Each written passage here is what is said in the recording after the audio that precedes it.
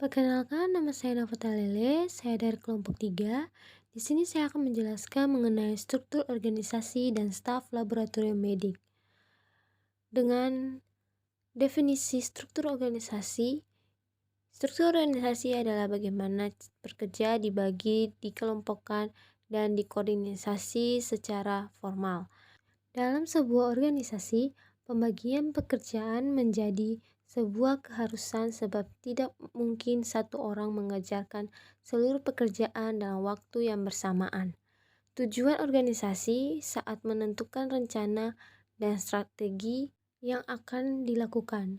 Rencana-rencana dan strategi inilah nantinya yang akan menentukan jabatan dan tugas-tugas apa saja yang harus dilaksanakan demi mencapai tujuan tersebut. Selanjutnya, elemen-elemen struktur organisasi. Yang pertama, spesialis pekerjaan adalah keahlian atau kompetensi khusus yang dimiliki oleh karyawan dalam mengerjakan tugas-tugas yang ditetapkan oleh organisasi. Contohnya, dokter spesialis, perawat, bidan, analisis, akuntan, psikolog adalah spesialis pekerjaan yang ada di rumah sakit. Yang kedua, departementalis dipakai untuk mengelompokkan pekerjaan secara bersama-sama dalam satu bidang atau saksi. Contohnya dokter, perawat, analis melakukan pekerjaan melayani pasien walaupun dengan spesialis pekerjaan yang berbeda. Ketiga, rantai komando. Rantai komando adalah garis wewenang tanpa putus yang membentang dari puncak organisasi ke eselon paling bawah dan menjelaskan siapa bertanggung jawab kepada siapa. Dalam struktur organisasi, garis yang membentang dari atas ke bawah tanpa putus disebut juga dengan garis komando, yang artinya adalah garis perintah, di mana rantai atau jabatan yang di atas berhak memerintah rantai atau jabatan di bagian bawah. Yang keempat, rantai kendali merupakan jumlah bawahan yang dapat diarahkan oleh seorang manajer secara efisien dan efektif. Dalam satu departemen atau bidang, tidak boleh banyak spesialis pekerja yang pada akhirnya akan menyulitkan seorang manajer dalam mengarahkan pekerjaannya. Kelima, sentralisasi dan desentralisasi. Sentralisasi adalah memusatkan seluruh wewenang kepada sejumlah kecil manajer atau yang berada di posisi puncak pada suatu struktur organisasi. Contohnya dalam laboratorium swasta yang memiliki banyak cabang di beberapa daerah. Desentralisasi adalah pendelegasi wewenang dalam membuat keputusan dan kebijakan kepada manajer atau orang-orang yang berada pada level bawah dalam suatu struktur organisasi. Kemudian kita masuk pada keunggulan dan kelemahan sentralisasi dan desentralisasi. Keunggulan dari sentralisasi yang pertama, organisasi menjadi lebih ramping dan efisien. Yang kedua, perencanaan dan pengembangan organisasi lebih terintegritas. Ketiga, peningkatan resource sharing dan sinergi. Keempat, penggunaan redundant aset dan fasilitas lain. Yang kelima, perbaikan koordinasi. Keenam, pemusatan expertise. Keunggulan dari desentralisasi yang pertama, jenjang manajemen lebih sedikit. Kedua, birokrasi berkurang. Ketiga, lebih responsif terhadap perubahan. Yang keempat, lebih mendorong kreativitas dan pengembangan ide baru. Yang kelima, motivasi karyawan lebih tinggi. Yang keenam, keterlibatan karyawan yang lebih besar. Yang ketujuh, kapasitas organisasional meningkat. Kelemahan dari sentralisasi yang pertama, penurunan kecepatan pengambilan keputusan dan kualitas keputusan. Yang kedua, demotivasi dan disinsentif bagi pengembang unit organisasi. Yang ketiga, penurunan kecepatan untuk merespon perubahan lingkungan. Yang keempat, peningkatan kompleksitas pengelolaan. Yang kelima, perspektif luas tetapi kurang mendalam. Kemudian kelemahan pada desentralisasi. Yang pertama, manajer pada tingkat lebih rendah dapat membuat keputusan yang tidak sejalan dengan strategi umum perusahaan. Yang kedua, dapat terjadi kurangnya koordinasi antar manajer. Yang ketiga, manajer pada level yang lebih rendah mungkin memiliki tujuan yang berbeda dari antara tujuan perusahaan secara keseluruhan. Yang keempat, dalam organisasi terdesentralisasi agar sulit untuk menyebar gagasan motivasi secara efektif. Kemudian elemen keenam, formalisasi. Memiliki makna sejauh mana pekerjaan-pekerjaan di dalam organisasi dilakukan. Adanya standarisasi saat organisasi mengharuskan semua pekerjaan ditetapkan sesuai dengan SOP yang ditetapkan. Contohnya, laboratorium pelayanan market standar yang digunakan adalah ISO 17025 dan ISO 15189. Kita masuk pada desain struktur organisasi. Desain struktur organisasi umum yang pertama, struktur sederhana, merupakan sebuah struktur yang dicirikan dengan kadar departementalisasi yang rendah, rentang kendali yang luas, wewenang yang terpusat pada seseorang saja, dan sedikit formalitas. Kita bisa lihat struktur organisasi sederhana. Kemudian, struktur birokrasi merupakan sebuah struktur dengan tugas-tugas operasi yang sangat rutin yang dicapai melalui spesialisasi, aturan, dan ketentuan yang sangat formal. Tugas-tugas yang dikelompokkan ke dalam berbagai departemen fungsional, wewenang terpusat, rentang kendali yang sempit, dan pengambilan keputusan yang mengikuti rantai komando.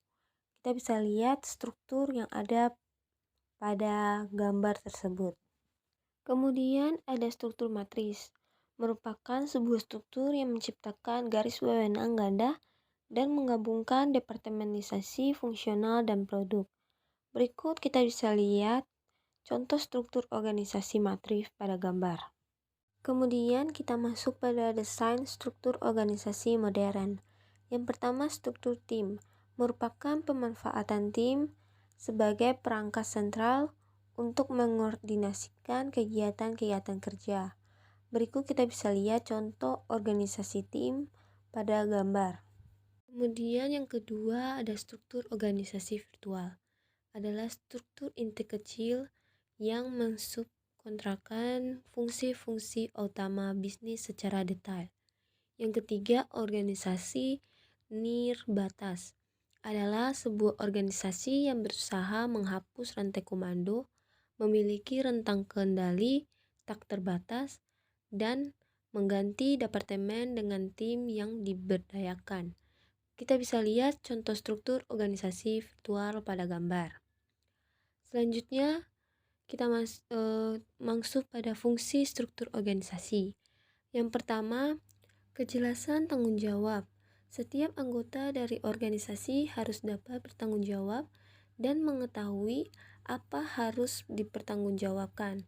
Yang kedua, kejelasan kedudukan, yang artinya anggota atau seseorang yang ada di dalam struktur organisasi sebenarnya dapat keterkaitan penyelesaian mengenai suatu fungsi yang telah dipercayakan kepada seseorang atau anggota. Yang ketiga, kejelasan jalur hubungan. Dalam melaksanakan pekerjaan dan tanggung jawab setiap pegawai di dalam sebuah organisasi, maka akan dibutuhkan pekerjaan kejelasan hubungan yang tergambar dalam struktur sehingga dalam jalur penyelesaian suatu pekerjaan akan secara lebih efektif dan dapat saling memberi keuntungan. Yang keempat, kejelasan uraian tugas. Di dalam struktur organisasi, akan sangat membantu pihak atasan atau pihak pimpinan untuk dapat melakukan pengawasan ataupun pengendalian. Dan juga dari bawahan akan lebih berkonsentrasi dalam melaksanakan suatu tugas dan pekerjaan karena uraian yang jelas.